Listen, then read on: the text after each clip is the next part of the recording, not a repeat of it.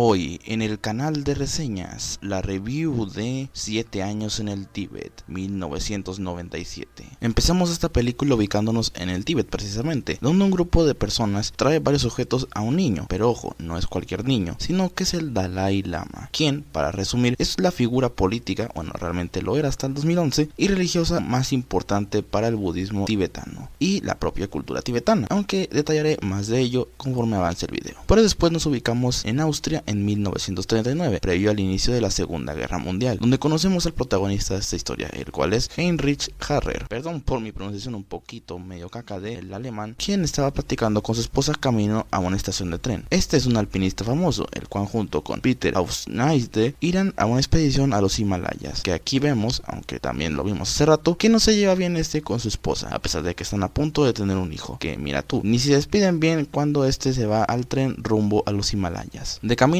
vemos el plan de ellos, que es ir al Nanga Parbat en la cordillera de los Himalayas, sí ya sé que van varias veces que lo digo, viendo que otras 4 expediciones fracasaron y todos los alpinistas incluso murieron, ahora siendo que la conquista de dicho pico de esa montaña es un tema de orgullo para la Alemania nazi. En cierto punto comprobamos de nuevo los peligros del alpinismo, ya que Heinrich se resbala y acaba cayendo, haciéndose una herida en el pie, aunque el muy imbécil decide ocultarlo, lo cual después de provocar un pequeño inconveniente acaba causándole un regaño de parte de Peter, con bastante razón, donde vemos que otra vez Harrer es bastante egocéntrico, valiéndole madre poner en riesgo a sus compañeros. En estas partes vemos también más cosas sobre la vida en el Tíbet, específicamente en Lhasa, la capital del país, donde vive el Dalai Lama, que recordemos lo importante que fue y es, a pesar de apenas ser un niño. A su vez que ahora Harrer, mientras estaba en un campamento que tenían montado, ahora se está arrepintiendo a buena hora de haber hecho esa expedición. Después de una avalancha, Harrer desesperadamente quiere llegar al pico objetivo, pero obviamente el resto, incluido Peter, quien es el líder, le dice tajantemente que no, viendo de camino a tibetanos haciendo una caminata, donde uno de ellos le da una foto del Dalai Lama a Heinrich. Pero para joder más todo, cuando Harrer llega a donde estaba el campamento, ve que está unos oficiales británicos, los cuales, al estar en su país en guerra con Alemania, convierte al resto, incluido Harrer, en prisioneros de guerra, ahora llevándoselos a un campamento de prisioneros en la India, sin antes Harrer causando algún que otro pedo al tratar de escapar. Pero esto no pararía, durante los siguientes meses este sigue tratando de escapar, saliendo todas las intentonas como el culo. En esta parte vemos que ahora este subnormal se pone a reflexionar sobre todo lo mal que le hizo a su familia en Austria, pero también ve que sus compañeros ya se están preparando una escapada, aunque este, a pesar de que ellos usarán una misma ruta que tenía planeado usar, decide no ir con ellos. Pero para joder más a nuestro protagonista, mientras estaba comiendo recibe una carta que estaba esperando, siendo de su esposa, que solamente le contesta que no quiere arreglar su situación, dándole los papeles de divorcio, además de ver que su hijo no sabe de su verdadero padre, lo cual es un duro golpe para Harrer, haciendo más escándalo en la prisión, pero solamente consiguiendo que lo encierren por 39ª vez. Ahora nos ubicamos en septiembre del 42, donde de la nada, aunque esto era bastante obvio que iba a ocurrir, Harrer decide ir con el resto para tratar de escapar. Lo que me caga de risa de esta parte es la reacción de Peter. Me voy con ustedes.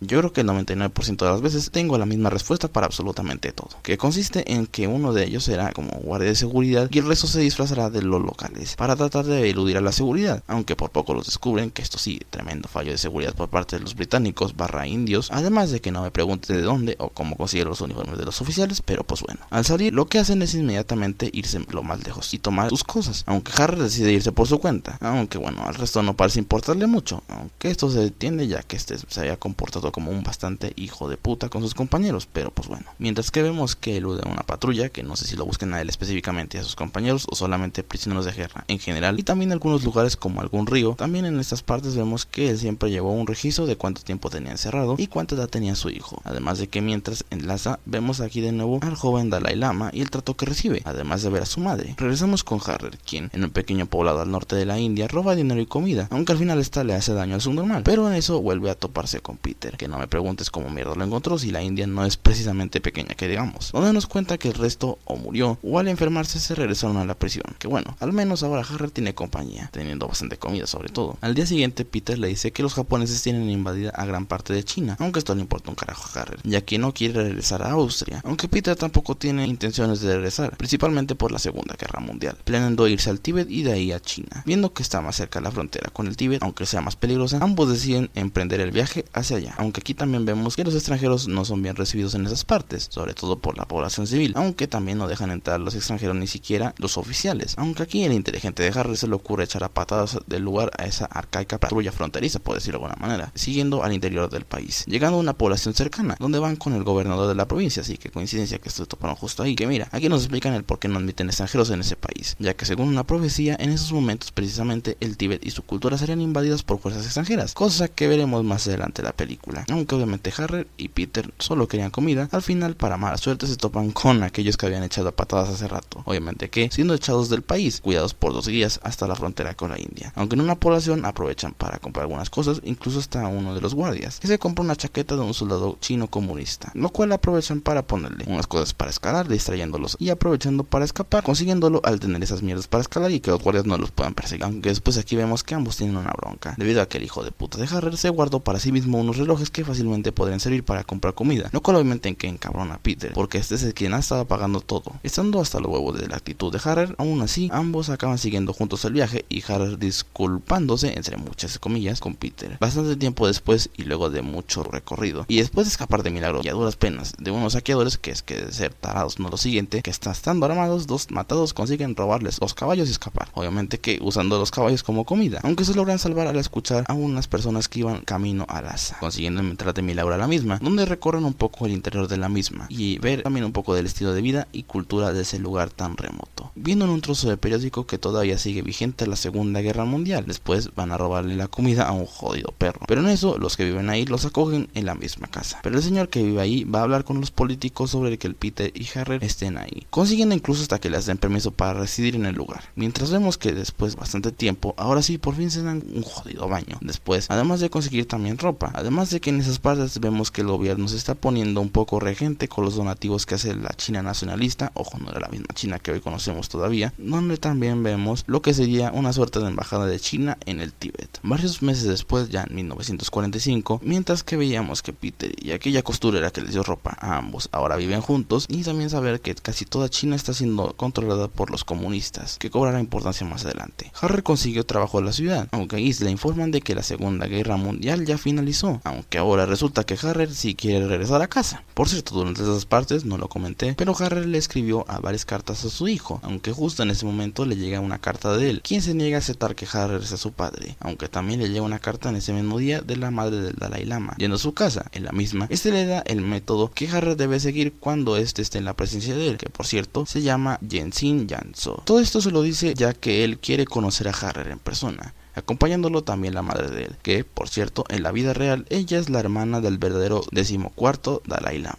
Adentro del templo finalmente se encuentra con Yenzin, que la razón de por qué quería conocerlo en persona era del por qué quiere conocer más del mundo exterior, estando bastante cansado de todas las restricciones que tiene al ser la figura más importante en esa cultura, movido por la curiosidad de saber más del mundo más allá del Tíbet, obviamente siendo Harry la puerta a ello, lo cual obviamente es aceptado con gusto por él, siendo lo primero que deben de hacer es una casa de películas, aunque esta obra se retrasará al haber jodidos gusanos en la tierra, ya que los tibetanos no son de lastimar a ningún ser vivo, al pensar de que podrían ser la reencarnación de algún pasado en alguna vida, teniendo que mover a todos los gusanos a un lugar manualmente, mientras que vemos todo lo que Harry le va enseñando a su nuevo amigo, además de seguir viendo más cosas de esa cultura, como al pensar que un cometa es de mal augurio, aunque de fondo la situación política del país estaba a expensas de que la China comunista tenía planeada reunificar a toda la China, así que a medida preventiva deciden expulsar a todos los funcionarios chinos del país. Mientras tanto, Harry sigue enseñándole más cosas a Yenzin, donde le pregunta sobre su familia en Austria, aunque Harry le dice cosas vagas de ello, además de que ver que el proyecto de la sala de películas ya casi está terminado. De la nada vemos escenas de los soldados del ejército comunista chino, quienes destruyen cosas religiosas y hacen un mega desmadre en una aldea cercana, aunque todo resultó ser una pesadilla de Yenzin, obviamente que llama a Harry inmediatamente para hablar con él, aunque aquí Harry le explica que solamente fue un sueño, aunque bueno, ya verás tú que no será del todo así. Y mira tú, precisamente a la siguiente escena, literalmente nos dicen que la pesadilla de Yenzin fue hecha realidad, ya que los chinos habían atacado a muchas poblaciones al norte del país, viendo que lo único que queda es empezar una defensa, aunque bueno, el ejército chino, que tenía 1 millón de soldados en ese entonces contra 8.000 soldados tibetanos mal armados, pues mucho no pudieron hacer, y ahorita lo van a comprobar más adelante. Aunque bueno, también a la vez deciden ver una vía diplomática al respecto, invitando a 3 generales de China para ver una solución pacífica, aunque bueno, aquí estos 3 se comportan tan antipáticos, repelentes y demás, que simplemente toda esa conversación no sirve para un carajo, ya que está ya la invasión china al Tíbet finalmente, aunque durante la batalla es clara la diferencia armamentística y de número de soldados entre ambas naciones. Aunque este señor había dicho de que no había rendición, a ver la masacre del día anterior, acaban finalmente solicitando a Lhasa la rendición, además de que también explotar el suministro de armamento, firmando incondicionalmente la rendición y anexión del Tíbet a China, lo cual sigue hasta hoy en día, lo cual obviamente hace enojar a Harrer, quien le echa la bronca a este, aún teniendo a 15 soldados armados viéndolos. Después va con Yenzin, donde le pide que se vaya cuanto antes del Tíbet, al estar en gran riesgo por la ocupación de China, planeando llevárselos después de una ceremonia, aunque este dice que no se irá al no querer dejar a los tibetanos solos. Aunque al ver esta reacción, Harrer también decide que no se irá, aunque tras esto, Yenzin le dice que es mejor que se preocupe por su verdadero hijo, y que debe regresar para poder actuar como su padre, solamente pidiéndole que se quede para esa última ceremonia, que básicamente es la toma de control total de la política y religión del Tíbet. Haciéndolo, tras esto va con Peter a despedirse, después de despedirse también finalmente de Yenzin, además de darle un último regalo de despedida, partiendo finalmente rumbo a casa. Después nos ubicamos en Austria, siendo 1951, llegando tras 12 años de haber estado afuera. Recordemos que se había ido en 1939, yendo a casa de su esposa e hijo, aunque este último no quiere conocer a Harrer, pero este solamente entra y deja en su cuarto el regalo que le dio Yenzin, que era una caja de música que él usaba antes. Unos años después vemos a ambos escalando una montaña, siendo un indicio de que ahora ya están reparando su relación, y Harrer deja en la montaña clavada la bandera del Tíbet. Y como último nos dejan unos cuantos textos explicando algunas cosillas, como la cantidad de daño que dejó la invasión de China a Tíbet, además de ver que en el 59 el Dalai Lama tuvo que finalmente huir a India, donde actualmente reside, sí, incluso hasta el día de hoy, además de ver que en el 89 recibió un premio Nobel de la Paz, y también que seguía siendo un gran amigo de Harrer. Y con esto finaliza la película.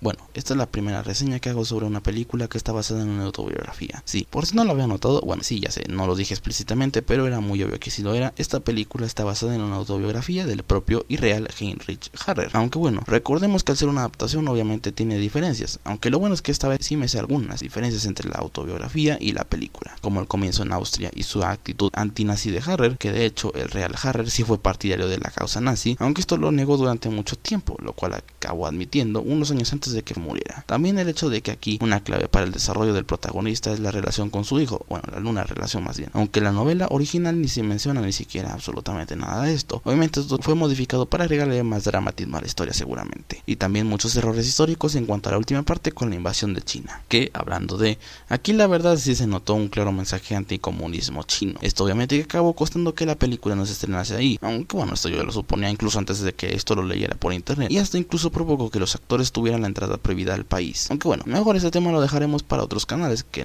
yo no soy canal de política, y que bueno, porque la verdad odio la política. Hablando más de la película, la verdad es bastante buena en cuanto a su ambientación, soundtrack y demás aspectos técnicos, que mira tú, para estar filmada en Canadá y Argentina, pareciera que sí está filmada realmente en el Tíbet. En cuanto a la calidad de su escritura, es bastante buena, no tiene tanto error como otro tipo de películas, y en cuanto a las actuaciones, todo normal. En el desarrollo de nuestros personajes sí se sintió tal vez un poquillo más flojo, pero bueno, es medianamente aceptable todavía. En conclusión, 7 años en el Tíbet es una buena película para conocer un poco más sobre esta interesante cultura y su historia, desde un punto de vista que sería raro de ver comúnmente. En cuanto a su calidad, es bastante buena. Puede pecar de ser medianamente tediosa o de que al final se sienta bastante apresurado en algunas partes, pero bueno, para conocer sobre esta interesante cultura y disfrutar un buen tiempo libre, sí te la recomiendo bastante.